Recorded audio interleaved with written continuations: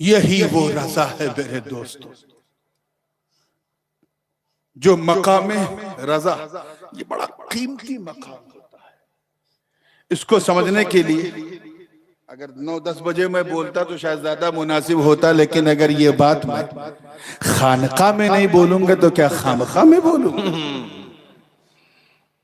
तो अगर समझ में आवे तो एक बार सुभान अल्लाह कहना, ना समझ में आवे तो 2 बार कहना, ताकि कम से कम कहने का सवाब मिल जाए। याद रखना इस मकाम रजा को समझाने के लिए, क्योंकि जब तक ये मकाम रजा समझ में नहीं आएगा तुम्हें ये रजा वाले समझ में नहीं आएगा। बहुत पूरी तवज्जो के साथ। ये जो नफ्स है ना, जो हमारे अंदर है, ये बड़ी अजीब चीज। ये तो आपने सुना है कि शैतान इंसान का खुला हुआ दुश्मन है, सुना है ना? कितने लोगों ने सुना है? जरा हाथ उठा के बताओ कि शैतान इंसान का क्या है? हाँ, खुला, open enemy of all Mankind. इन्न शैतान लिल इंसानी अदुव्वुम मुबीन। शैतान इंसान का खुला हुआ दुश्मन।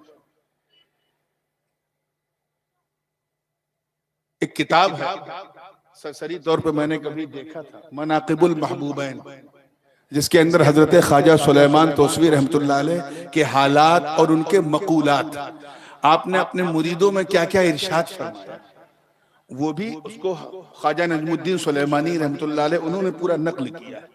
और ये तौसा शरीफ में छपी हुई है किताब।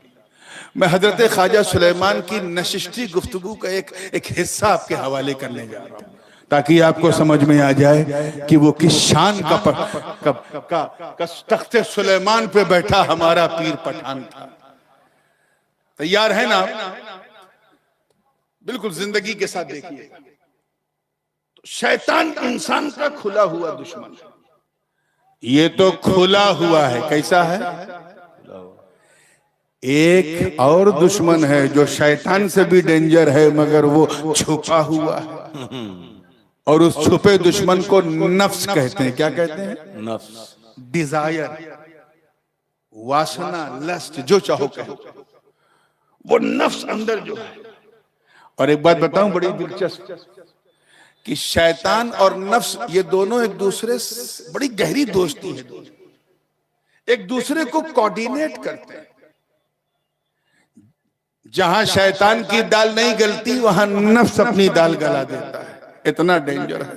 आप सोचो ना, इब्लीस को शैतान कैसे बहकाता, वो तो खुद सबका सरगना था। नफ्स ने बहकाया कि अना खैरुम मिन्हु, मैं आदम से बेहतर। ये नफ्स इतनी डेंजर चीज है। तो दोनों एक दूसरे को कोऑर्डिनेट करते हैं। मिसाल के तौर पे शैतान ने बहकाया, दिल में एक वसवसा डाला कि शराब पी लो। शैतान ने दिल में एक वसवसा डाला, शराब पी लो। तो नफ्स जानते क्या करता है? जो अंदर आपके है, वो उस शराब पीने को मुदल्लल बना देता है कि शराब जरूर पीना, पीने से पेट अच्छा रहेगा, सिस्टम सही रहेगा, नींद अच्छी आएगी, ये रहेगा। इतनी दलील दे देगा कि ना पीने वाला भी पी ले। कभी अगर नफ्स ने बहकाया तो शैतान उसे मुदल्लल कर देता है। यानी दोनों की संगत और जो कोऑर्डिनेशन है वो मिल के इंसान के साथ दुश्मनी करते हैं। अब आप कहोगे कि रमजान का चांद दिखते ही शैतान को जंजीर में जकड़ दिया जाता है। सुना है ना, शैतान को कैद कर दिया जाता है। हमें तो जब शैतान कैद हो जाता है रमजान में, तो रोजा क्यों छोड़ते हो, झूठ क्यों बोलते हो, ये कौन बहका रहा है? ये वो नफ्स है जो तुम्हारे अंदर। तवज्जो, ना समझो कि शैतान कैद में है तो कुछ नहीं होने वाला। अब शैतान का भी काम नफ्स को करना पड़ता है। मिर्जा गालिब साहब दिल्ली में अपने साथी शोरा के साथ बैठ करके रमजान के दिन 12 बजे दोपहर में आम खा रहे थे, कमरे में छुप के खा रहे थे।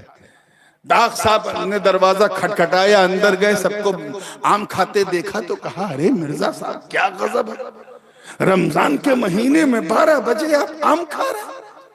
अरे रमजान में तो शैतान भी कैद कर दिया जाता है। तो मिर्जा साहब बड़े ज़हीन थे, उनका वो जिस कमरे में शैतानों को कैद किया जाता है वो कमरा यही है। तो खैर, खाने वाले कोई ना कोई हीला ढूंढ लेते हैं।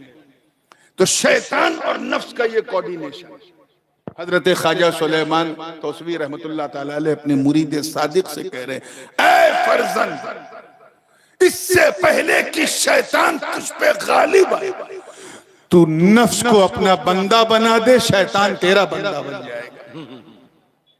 बल्कि खुद मेरे मखदूम पाक ने एक मकाम पे फरमाया कि लोग मेरे बंदे के बंदे हैं। ये सवाल सुन के लोग चौंक गए कि बंदे के बंदे हैं, हम तो बंदे अल्लाह के हैं और आप कह रहे हैं लोग मेरे बंदे के बंदे हैं। तो मखदूम पाक ने फरमाया लोग नफ्स के बंदे हैं और नफ्स मेरा बंदा है। तो तवज्जो चाहूंगा, ये नफ्स जो शैतान के साथ मिलके आपको बहकाने की कोशिश करता है। जैसे शैतान ने बहकाया कि मोबाइल खोलो और देखो, तो नफ्स अंदर क्या डालता है कि मोबाइल जब खोलोगे, वीडियो देखोगे, यूट्यूब से तुम्हें खबरें मिलेंगी, जानकारी बढ़ेगी, ये नफ्स ने डाला। तो दोनों मिलके अपना काम कर रहे हैं। नफ्स की कुल 6 किस्में, ये बयान करके मैं आगे बढ़ रहा हूं। 6 कितनी? 6। जो सबसे गंदा और घिनौना और गुनहगार नफ्स होता है उसे नफ्से अम्मारा कहते हैं। ये वो नफ्स है जो इंसान को बुराई की दावत देता है। ये वो नफ्स है जिसमें बुराई भली लगती है। यानी इंसान गुनाह भी करता है और गुनाह को गुनाह नहीं समझता और इसी के पीछे भागता रहता है। सूफिया किराम फरमाते हैं कि ये नफ्स जो है अम्मारा, ये काफिरों का नफ्स है। किसका नफ्स है? अब अगर मुसलमान के अंदर ये नफ्स हो तो समझ जाओ उसका इस्लाम कितने डेंजर में। फिर एक वक्त ऐसा आता है कि बंदा अपने गुनाहों पे शर्मिंदा होने लगता है, रब की बारगाह में माफी मांगने लगता है, रोता है, गिड़गिड़ाता है, फिर तौबा करता है, फिर गुनाह करता है, फिर तौबा करता है और ये करते करते उसका नफ्स तरक्की करके नफ्से अम्मारा से तरक्की करके नफ्से लव्वामा बन जाता है। नफ्से लव्वामा की कैफियत ये है कि उसे गुनाह लगते हैं लेकिन करके वो शर्मिंदा होता है, फिर तौबा करता है। फिर एक वक्त ऐसा आता है कि बंदे को अपने गुनाहों से नफरत होने लगी, उसकी रुसवाई जग हसाई इतनी होती कि वो कंप्लीट तौबा कर लेता है। ए अल्लाह, मैं तौबा करता हूं कि न मैं शराब पीऊंगा, न ज़िना करूंगा, न ऐसा करूंगा, न वैसा करूंगा।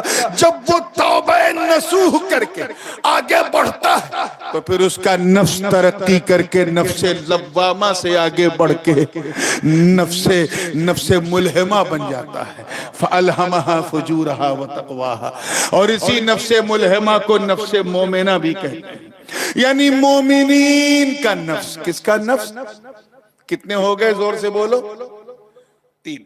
पहला काफिरों का नफ्स, दूसरा गुनहगारों का नफ्स, तीसरा मोमिनीन का नफ्स।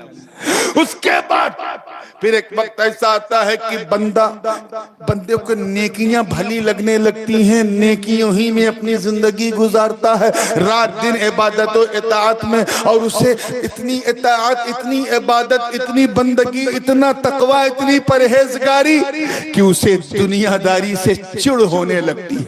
उसका नफ्स, उसका दिल इबादत इलाही में से मुतमईन हो जाता है, संतुष्ट हो जाता है। इसी संतुष्टि की वजह से उसका नफ्स तरक्की करके नफ्से मुल्हिमा से आगे बढ़ के नफ्से मुतमईन्ना बन जाता है। और फिर वो नफ्स बनता कि आवाज आती है कि या अय्युहन नफ्सुल मुतमइन्ना इरजिई इला रब्बिकी रादियतम मर्दिया फदखुली फी इबादी वदखुली जन्नती। ऐ नफ्से मुतमइन, अपने रब की बारगाह में राजी होते हुए, मर्जी होते हुए आ जा, अपने रब की जन्नत में दाखिल हो जा। सुभान अल्लाह। फिर एक वक्त आता है कि बंदा इबादत न जन्नत के लिए करता है, न जन्नत पाने के लिए, न जहन्नम के डर से। वो अल्लाह को सिर्फ अल्लाह के लिए मानता है। वो अल्लाह की इबादत इसलिए कर रहा है क्योंकि उसे अल्लाह से मोहब्बत है। वो अल्लाह की रजा के पीछे दौड़ रहा है। वो हर वो काम करता है जो अल्लाह को पसंद है, रज़ाए इलाही में अपनी जिंदगी को गुजार देता है। चलते फिरते, उठते बैठते, सोते जागते, खाते पीते, बस एक ही चीज उसके दिमाग में चलती है, कुछ ऐसा करूं कि अल्लाह राजी हो जाए। वो हज भी करेगा तो इस नियत से कि अल्लाह राजी हो जाए। नमाज ड्यूटी के लिए नहीं बल्कि रज़ाए मौला के लिए, काम ड्यूटी के लिए नहीं बल्कि रज़ाए मौला के लिए, मुरीद भी ड्यूटी के लिए नहीं बल्कि रज़ाए मौला के लिए हासिल करता। वो बंदा उस मकाम पे पहुंच जाता कि मखदूम सुल्तान सैयद अशरफ जहांगीर सिमनानी फरमाते हैं कि उस बंदे की जिंदगी रज़ाए मौला में ऐसा गुम हो जाती है कि उसे अपने पीर के जलवे में खुदा का जलवा सुभान अल्लाह, सुभान अल्लाह। मैं नाम भूल रहा हूँ, पाकिस्तान में उनका मजार है, हजरत ख्वाजा सुलेमान तोसवी रहमतुल्लाह अलैह के खलीफा फरमाते हैं कि जब मैं अपने मुर्शिद बरहक की खिदमत में रहा और ये तलकीन सुनता रहा, ये तलकीन सुनता रहा कि बस वही करो जिससे अल्लाह राजी हो, वही करो जिससे अल्लाह राजी हो, मैं करता रहा करता रहा करता रहा, तो मेरी कैफियत ऐसी हो गई कि मेरा इश्क मेरे रब से भी की तरफ भी बढ़ रहा है, मेरे पीर की तरफ भी बढ़। सुभान अल्लाह, सुभान अल्लाह। और ये वो मकाम होता है जहां बंदा तालिब होता है, तालिब होता है, रब की जात मतलूब होती है। फिर एक मौका और आता है, last but not the least, तवज्जो चाहूंगा जिंदगी के साथ। फिर एक मौका और आता है, माशाअल्लाह, एक मौका और आता है जब बंदा मौला की रजा में, देखिए कितने लोग कैच कर रहे हैं और जो कैच नहीं कर पा रहे हैं वो चुप रहेंगे ताकि मैं फिर दोहरा सकूं, लेकिन जो कैच कर रहे हैं वो बोलेंगे जरूर, ठीक है ना।